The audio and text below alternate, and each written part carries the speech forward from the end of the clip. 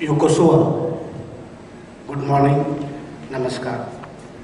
Normally in a conference, we see the slides, we hear the speaker, and yesterday, last 2 days, you were busy with the workshop. But in this particular presentation, ladies and gentlemen, I would like you to experience the presentation. May I request you for the next 1 minute to kindly close your eyes and listen to.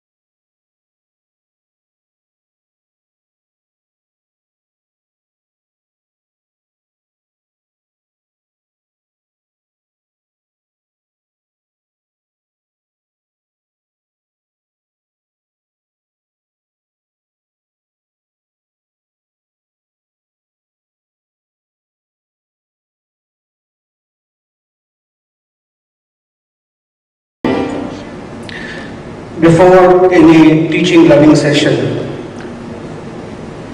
this prayer is recited, and the meaning in English is, Om, may God protect us both, may God nourish us both, may we work together with energy and vigor, may our study be enlightening and not giving rise to hostility. Om, peace, peace, peace. There is a growing revival and interest in the Vedic literature globally, not only in India. The early evidence of Goitor, the reincarnation of his Goitor from the period around 2000 BC, found in Atharva Veda.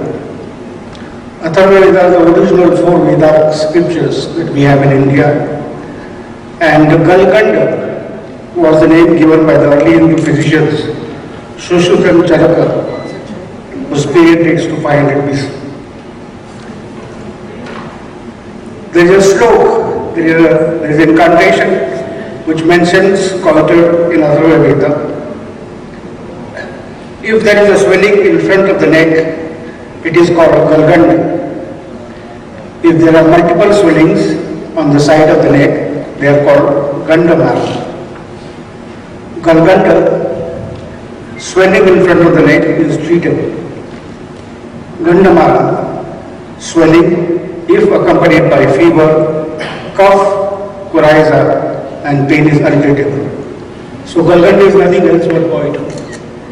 Can anybody make a guess what Gandamara is? Lymph node swelling. Tuberculosis. So ancient physicians were familiar with the concept of differential diagnosis, and they laid a lot of emphasis on taking the history. So this is a classical description of tuberculosis lymphadenitis. You are very close to the answer, sir. It has also been known since the days of Lord Buddha. When you see the pointer, there is a person there with Goitor there. And many times what is reflected in scriptures, paintings, drawings are common events that one sees in lifetime. Coming back to the modern medicine and writings of Hippocrates, the word Ungrana is used for Goitor, and it was considered that drinking infected water was regarded as a cause of Goitor. So let's look at what the global scenario is. Today, iodine deficiency disorders and universal salt iodization is one of the global success stories. The world's population having access to iodized salt in 1990 was less than 20%. In 2017, it has risen to 86%. Countries having insufficient iodine intake in 1993, they were 93%. Today, only 12% of the countries are having insufficient iodine intake. Countries reporting sufficient iodine intake is 7%. Today, we have 80% of the countries which are taking sufficient iodine. Countries reporting excess iodine intake, there was none in 1993. You have 8% of the countries today. When you look at the median urinary iodine concentration in school-age children, you can see here is a map that most of the parts of the world show that there is adequate iodine intake, which is in the range of 100 to 299 micrograms per liter. This is a story with respect to the iodine concentration in pregnant women. It is still a problem. There are many countries with insufficient iodine intake that is less than 150 micrograms per liter.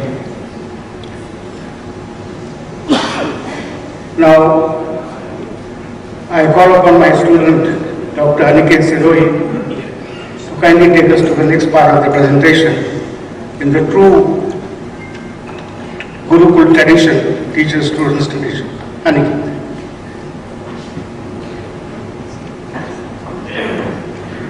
Good morning, everyone. Thank you, sir, for giving me the opportunity to speak here. So the story of the iodine and the goiter control in India started from Sir Robert McCarrison. He was the first director of National Institute of Nutrition, Hyderabad, and he was the public health servant of India from the British side, and he studied in Oxford University. So he did 43 publications. Out of these 43 publications, 17 were regarding the goiter research, and 2 of his earliest publications were observations in endemic goiter and cretinism in Chitral and Gilgit valleys. They are now part of the Pakistan occupied Kashmir. From there, from his earliest research, he propounded the theory of goitrogens, that is either from the infection or from the dietary deficiencies in the genesis of endemic goiter in those valleys. But later in his life, he realized the importance of iodine in the thyroid hormone synthesis. So his description of the endemic cretinism is true even today. Now, Professor V. Ramlin Swami was the former director of AIIMS, New Delhi.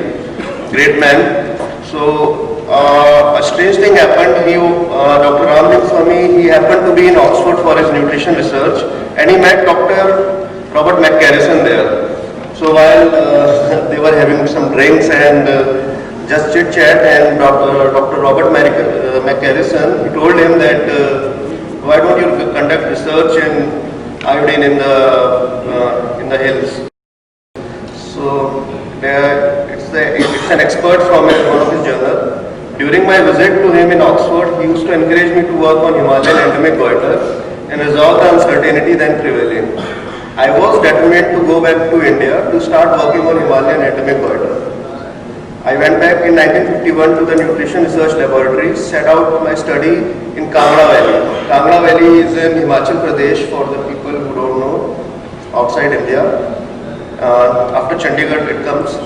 Then there I had a good fortune of teaming up with the health officer of district of Kangra, Dr. Santosh Sood, Dr. M.G. Deo, and Dr. Karmakar. So these were the guys who first started the goiter research in India. It was actually the first goiter research in the world, you can say.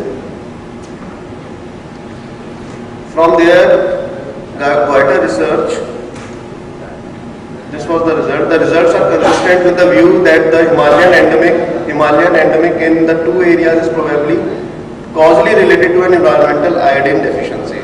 So now they had a causal relationship, now they had to prove it. So this is the area, Kangra Valley, in the Himachal Pradesh. So they conducted a research. They selected the 3 areas in the Kangra Valley. In 2 areas, in 1 area, in 3 areas, in 2 areas they started the iodine supplementation of the salt with the Hindustan Salt Corporation. That was the government organization at that time. And in the 3rd area, they let it remain like this. They let the people consume the normal salt. So what they saw is in the areas in which the iodized salt was given, the rate of goiter dramatically came down in the next 4 to 5 years.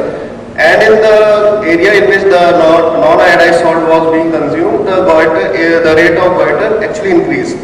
Then what they did, they started iodine program in that area in which the iodine supplementation was not there. They started there, and in that area also the goiter rate came down. So it was conclusively proved that the iodine supplementation in the form of iodized salt on a regular and continuous basis reduces goiter prevalence. On the basis of the recommendation from these experiments, the government established a national goiter control program in 1962. Now the subsequent surveys were conducted all over the India, in Delhi also and in other areas also. So previously, before this, there was a notion that the goiter is endemic only in the hilly areas or on the foothills of the Himalayas. But later in other states also the similar kind of surveys were conducted in Maharashtra, in Karnataka, in Bihar, in West Bengal. Everywhere iodine deficiency goiter was linked to the iodine deficiency, and it was found that the iodine deficiency disorder is a public health problem in all over the country, in all states and union territories of India. So this is a study done by Kuchipulai et al. In 1973. So the title of the study is Pituitary Thyroid Hormone Axis in Himalayan Endemic Goiter. The main highlight of the study was, although none of the patients were clinically hypothyroid, 20 had increased basal TSH level and could therefore be classified as having subclinical hypothyroidism.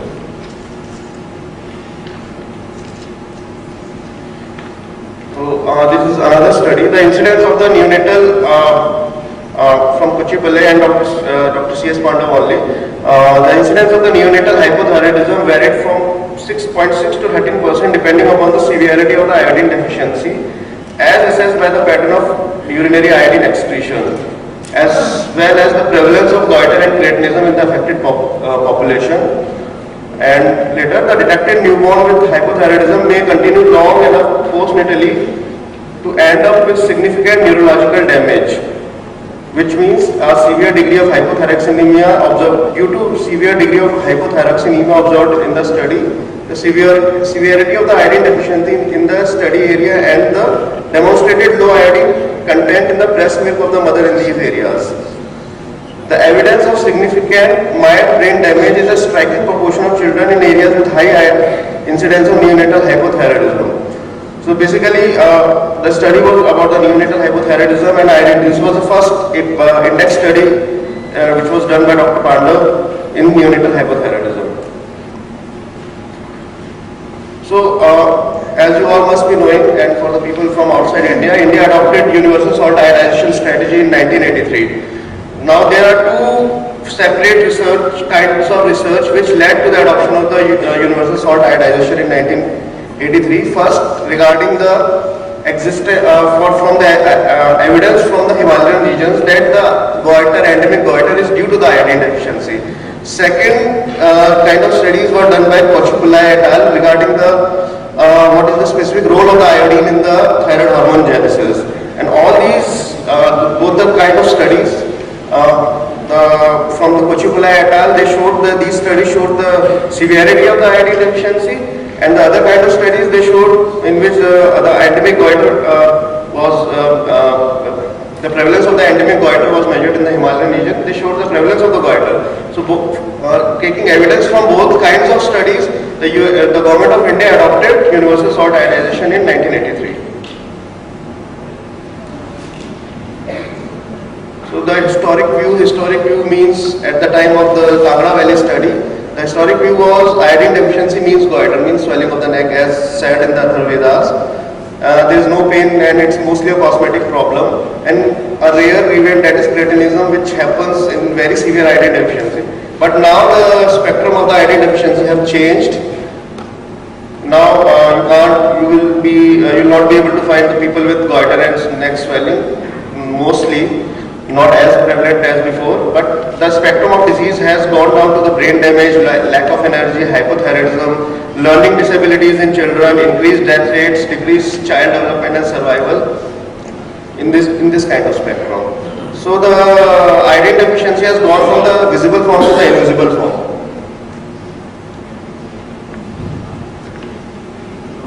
A turning point which was there in the program in 1983 was meeting with the Prime Minister of India, Mrs. Indira Gandhi. The outcome of the meeting was the political support from the Prime Minister. And from there, the main solution was liberalization of the production encouragement to the private sector. Mainly, the problem was government started iodizing salt in their government iodization facilities. But the main issue was the government was not able to meet even 50% of the iodine requirement of the population. So the private sector had to be involved in that. So in 1983, the government opened the salt iodization to the private sector like Tata Salt, Annapurna, whichever you consume nowadays. From there, this was the turning point of the program because it helped USI reach the more proportion of the population. Now coming to the latest survey which we conducted in 2014-15 National Iodine and Salt Intake Survey. So the survey, we conducted survey mainly for the two reasons. First, to see the coverage of the iodized salt all over the India. And second, what is the iodine status of the women of reproductive age by urinary iodine excretion. So these are the results. 78% of the households were using adequately iodized salt. By adequately iodized salt, I mean more than 15 parts per million of the iodine in the salt. That is the recommendation of the government. 14% of the households were using inadequately iodized salt, that is from 5 to 14.9 parts per million. And less than 8% of the households were using less than 5 ppm. Now this 78% should be 90% according, if we have to achieve the USI, this should be 90% and the rest should be there. So we are 12% off from the achieving universal salt iodization, but more than 90% of the household has some sort of iodization. You can say from 5 to more than 15 ppm, some sort of iodization they are receiving. So there is mainly issue in the supply chain or the quality of the iodization. So overall 92% of the households are consuming iodized salt. This slide shows the result of the iodine nutrition in the women of reproductive age group. At the national level, 158.1 microgram per liter of the iodine was found in the women of reproductive age group. The WRAs from the urban areas had higher median urinary iodine concentration as compared to the women from rural areas, but the difference was not significant. We also measured the urinary iodine from the pregnant females. The pregnant females, but the study was not powered to measure the exact pregnant female. Total 150 pregnant females were included in the study. But by going by this data, there is a you can say that there is a mild iodine deficiency in the pregnant female. It should be more than 150. Coming to the impact of the success of the salt iodization program. As you know, as I said, the spectrum of the disease has gone from the visible to the invisible form, and it is mainly useful in the growth and the development, cognitive and the brain development of the developing fetus. So from salt iodization program alone, 5.4 billion IQ points have been saved since 1985. 300 million IQ points are saved every year. And another 65 million IQ points can be saved annually if USI is attained. That 12% gap, if it is attained, another 65 million can be achieved. This program has been estimated to contribute to 1.4% of the GDP growth by preventing brain damage in children.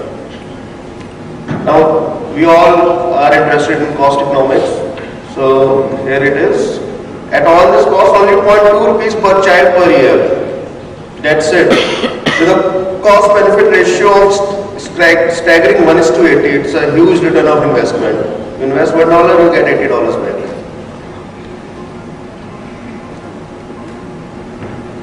So the progress of iodized salt industry over the past, so as I mentioned earlier, iodized salt industry has played a huge role in the success of the iodine program in India, because without them, government can't meet the salt iodization supply of the huge population of India. So here are some stats. When the program was started in 1962 till 1983, the number of salt iodization plants and refineries were only 12. By 2016 and 17, they grew to 706. Estimated requirement per year in million tons in 1962 to 83 was only 0.1 per million, 1.1 million ton. In 2016-17, it was 6.3, and the actual production was more than that.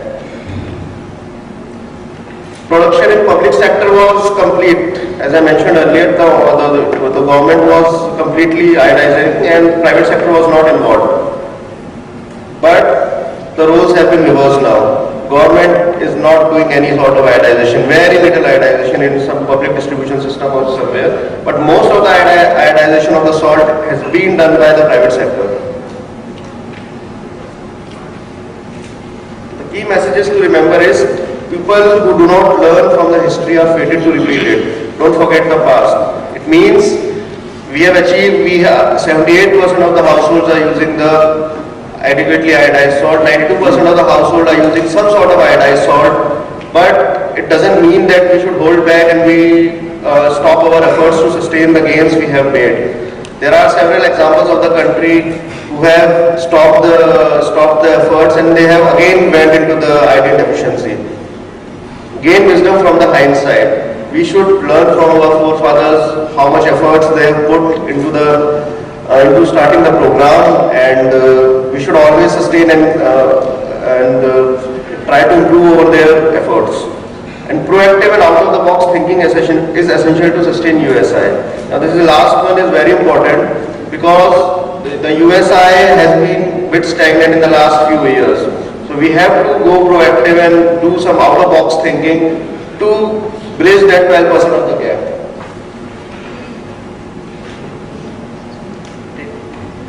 I'll give the mic to sir. The morning session started with the introduction of Robert Frost as Miles to Go. One of the important inspiring first to take this journey is about following the paths of mentors and discover new paths on the way. Two roads diverged in a wood, and I took the one less traveled by, and that has made all the difference. There is another person who is a great inspiration to our work, Swami Vivekananda. He says, take up one idea, make that one idea your life, think of it, dream of it, live on that idea. Let the brain, muscles, nerves, every part of your body be full of that idea. And just leave the other idea alone. This is the way to success. What we took this morning was a journey through time, universal salt iodization, and IED in India, a global public success story. These have been the contributors to the presentation. Thank you very much. Special thanks to the organizers for the meeting for giving us an opportunity to present this information. We come back again to the last line, where once again I request you to close your eyes and experience the presentation that we just had.